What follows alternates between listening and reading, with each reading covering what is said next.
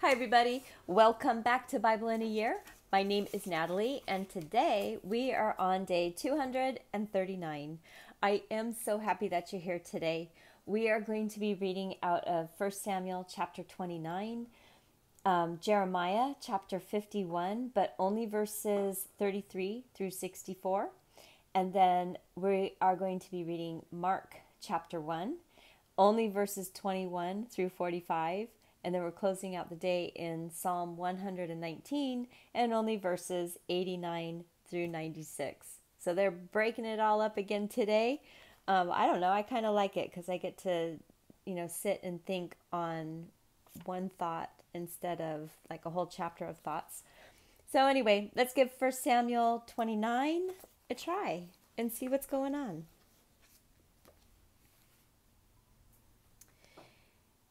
Now the Philistines gathered together all their armies to Aphek, and the Israelites encamped by the spring which is in Jezreel. The lords of the Philistines passed on by hundreds and by thousands, and David and his men passed on in the rear with Achish. Then the princes of the Philistines said, "What about these Hebrews?" Achish said to the princes of the Philistines, "Isn't this David, the servant of Saul, the king of Israel, who has been with me these days, or rather these years? I have found no fault in him since he fell away until today." But the princes of the Philistines were angry with him, and the princes of the Philistines said to him, "Make the man return, that he may go back to his place where you have appointed him, and let him not go down with us to battle, lest in battle he become an adversary to us. For with what should this fellow reconcile himself to his Lord? Should it not be with the heads of these men? Isn't this David, of whom people sang to one another in dances, saying, 'Saul has slain his thousands, and David his 10,000s?'" Then Achish called David and said to him, "As Yahweh lives, you have been upright, and your going out and your coming in with me in the army is good in my sight. For I have not found evil in you since the day of your coming to me to this day. Nevertheless, the lords don't favor you. Therefore now return and go in peace, that you not displease the lords of the Philistines." David said to Achish, "But what have I done?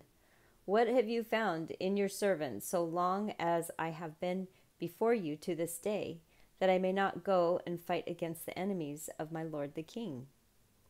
Achish answered David, "I know that you are good in my sight, as an angel of God. Notwithstanding, the princes of the Philistines have said, 'He shall not go up with us to the battle.' Therefore now rise up early in the morning with the servants of your Lord who have come with you, and as soon as you are up early in the morning and have light, then depart."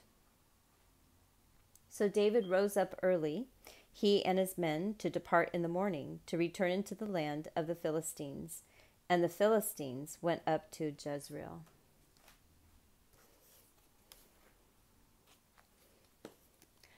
What have I done?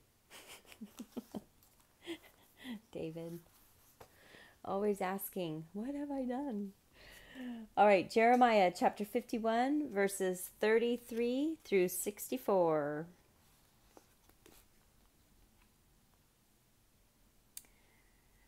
"For Yahweh of armies, the God of Israel, says, 'The daughter of Babylon is like a threshing floor at the time when it is trodden. Yet a little while, and the time of harvest comes for her. Nebuchadnezzar, the king of Babylon, has devoured me. He has crushed me. He has made me an empty vessel. He has, like a monster, swallowed me up. He has filled his mouth with my delicacies. He has cast me out. May the violence done to me and to my flesh be on Babylon, the inhabitant of Zion will say, and may the blood be on the inhabitants of Chaldea, will Jerusalem say.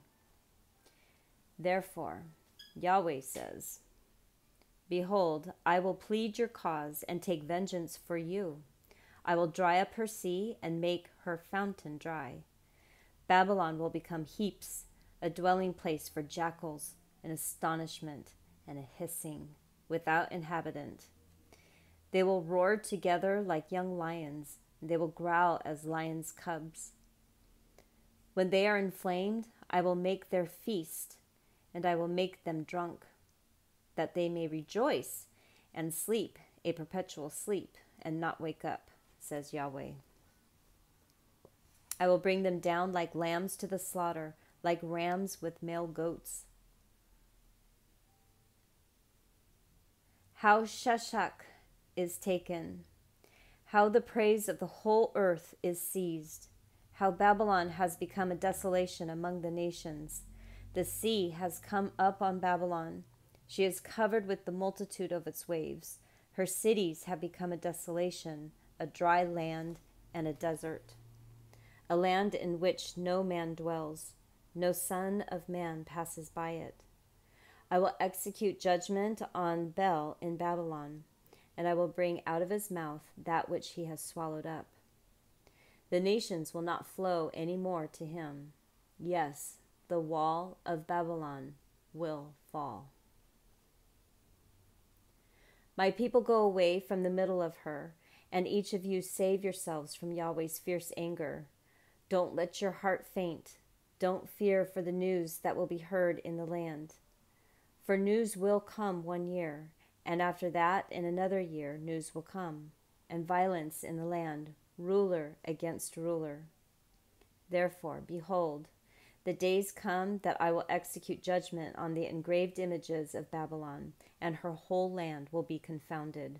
All her slain will fall in the middle of her.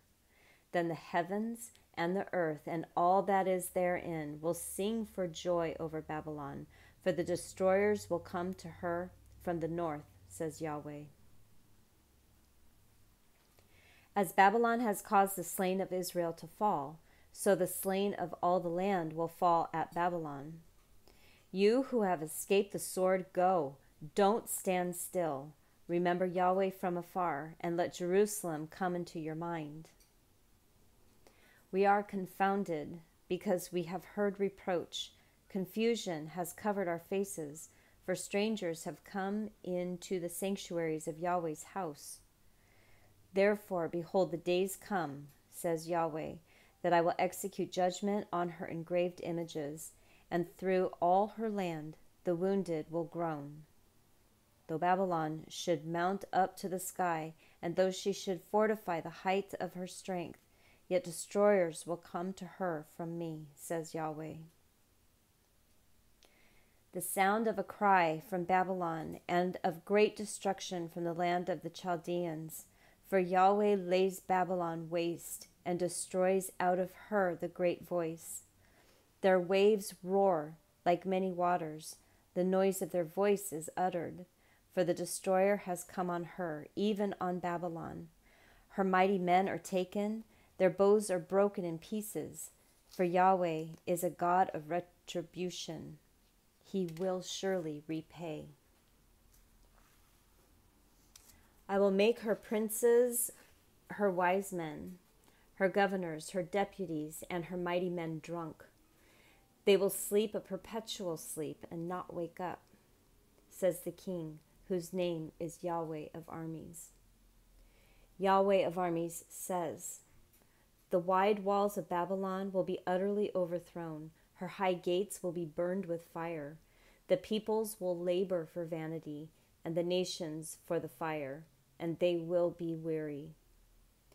The word which Jeremiah the prophet commanded Seraiah, the son of Neriah, the son of Mahasiah, when he went with Zedekiah, the king of Judah, to Babylon in the 4th year of his reign. Now Seraiah was chief quartermaster. Jeremiah wrote in a book all the evil that should come on Babylon, even all these words that are written concerning Babylon. Jeremiah said to Seraiah, when you come to Babylon, Then see that you read all these words and say, Yahweh, you have spoken concerning this place to cut it off, that no one will dwell in it, neither man nor animal, but that it will be desolate forever.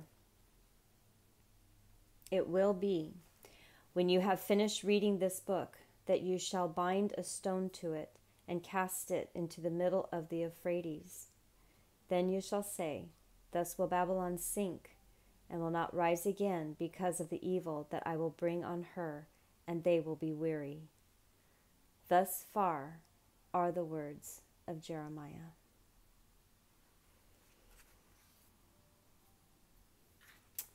So this is, we just have one more chapter in Jeremiah, but all these past, I would suggest, couple weeks, just reading how, the descriptions of what Jeremiah sees and how God is going to destroy Babylon. The visuals of God's wrath. He is a jealous God. Have you ever been jealous? Have you ever loved somebody so much where you literally gave your heart to this person and they betrayed you? And the pain, the actual pain. And the reason I'm asking you this, let me pull it on back to me because I don't want to point fingers again. But for example, for myself, I once had a love so much that it consumed my whole heart. And when the deception and poison came, I could literally feel my heart muscle tear in two. That is how painful it was. And I am only human with this pain. Can you imagine God, who has given his children chances over and over and over again, multiple chances over again?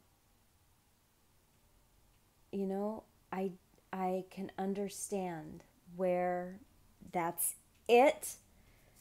That's it. This is what's happening. I'm going to tell you what's happening, and I'm going to do it. I get where he's going with that. But so many times we are taught only about God's wrath. We're not taught about his loving kindness and how much he loves us, how his agape love is just encompassing his heart. And we rarely talk about that. And so now we got a bunch of people walking around this planet afraid of God's wrath, when really what we need to be teaching is God's agape love, his love for us, how much he wants us. And he doesn't want to be hurt by us, just like we don't want to be hurt by others. It hurts. It hurts our hearts. Obviously, it would hurt his heart too.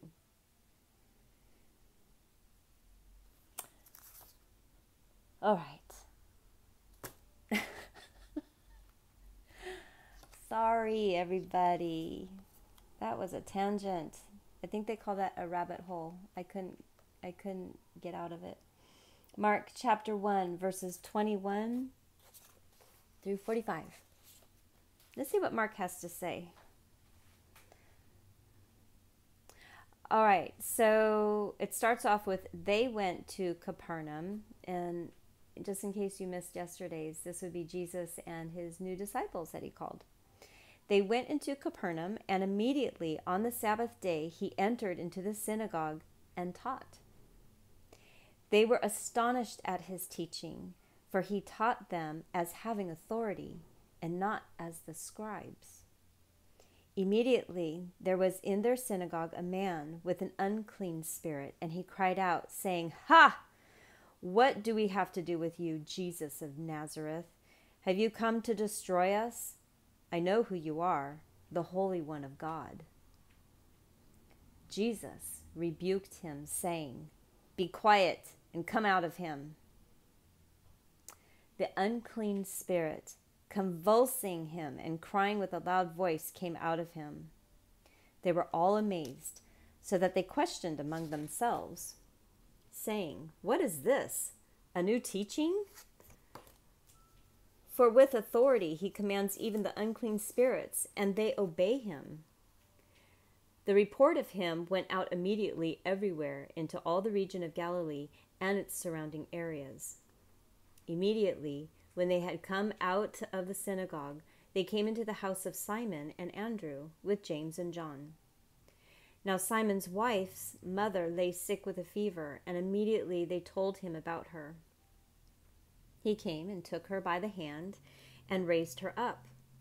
The fever left her immediately, and she served them. At evening, when the sun had set, they brought to him all who were sick and those who were possessed by demons. All the city were gathered together at the door.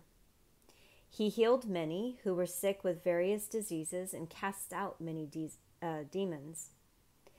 They didn't allow the demons to speak because they knew him. Early in the morning, while it was still dark, he rose up and went out and departed into the desert place and prayed there. Simon and those who were with him searched for him, and they found him and told him, "Everyone is looking for you." And he said to them, "Let's go elsewhere into the next town, that I may preach there also, because I came out for this reason." He went into their synagogues throughout all Galilee, preaching and casting out demons. A leper came to him, begging him, kneeling down to him, and saying to him, "If you want to, you can make me clean." Being moved with compassion, he stretched out his hand and touched him and said to him, "I want to. Be made clean."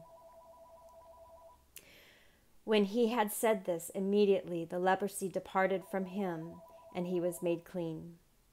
He strictly warned him and immediately sent him out and said to him, "See that you say nothing to anybody, but go show yourself to the priest and offer for your cleansing the things which Moses commanded for a testimony to them."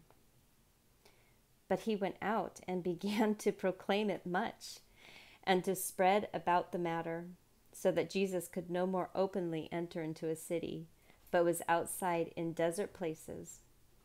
People came to him from everywhere. Oh, guys, this is going to be hard for me to read and just read. Oh, all right. So there's a couple things in here. There's so many in here. I don't even know where to begin. I'll keep it short. I know you all have to go. The one thing is in the very beginning, we have a man with an unclean spirit crying out, "What do we have to do with you, Jesus, you Nazarene? Have you come to destroy us? I know who you are, the Holy One of God." So, that just gives me chills knowing that here Jesus is here to speak to people and teach them about him and his new covenant and why he's coming. He doesn't have to teach the demons. The demons already knew. They already knew that he is the Son of God. So powerful. And then the other part is that when he healed the leper, we read I don't know how many times and how many weeks and how many books in the Old Testament how if you have leprosy, you're considered unclean. So this man was basically cast out, and he wasn't able to, participate in society. But he knew that Jesus could heal him. He had that kind of faith. He knew he could. And he said, if you want to, you can make me clean. Now, if we put ourselves in real time and some of the struggles, at least that I have, where I'm desperate to get out of a situation, and in my prayer life, I'm, please, dear God, please, take this away from me, please. I'm never humble enough to say, if you want to, or if it's your will, and if not, I'll just keep on going. So that's another thing to think about. Maybe adjust our prayer life to a little more humility. I know that I need to anyways. And then the very last, when Jesus says, shh, don't tell anybody. And then, of course, he went and told everybody. So, but come on, do you blame him? Oh, it's so hard to do the right thing. Jesus said, don't tell anybody. Jesus has told us so many times, don't. And we do it anyway. All right, so Psalm 119, verses 89 through 96. I will try to figure out a way to get through Mark without so much commentary. It's super important for me just to read the words and have you all think about it, but sometimes I just get a little excited about it. So I'll figure out a way, and I'll simmer down by tomorrow. Thank you for your patience. All right, 89 through 96. This is Psalm 119. Yahweh, your word is settled in heaven forever. Your faithfulness is to all generations. You have established the earth, and it remains. Your laws remain to this day, for all things serve you. Unless your law had been my delight, I would have perished in my affliction. I will never forget your precepts, for with them you have revived me. I am yours. Save me, for I have sought your precepts. The wicked have waited for me to destroy me, and I will consider your statutes. I have seen a limit to all perfection, but your commands are boundless. Yes, they are. All right, folks, thank you for your patience today. I'm sorry I'm so chatty, but I do really love the book of Mark. So I will simmer down. Please come back tomorrow, which will be day 240. Whoa. Have a fantastic day today, and I will see you tomorrow. Bye.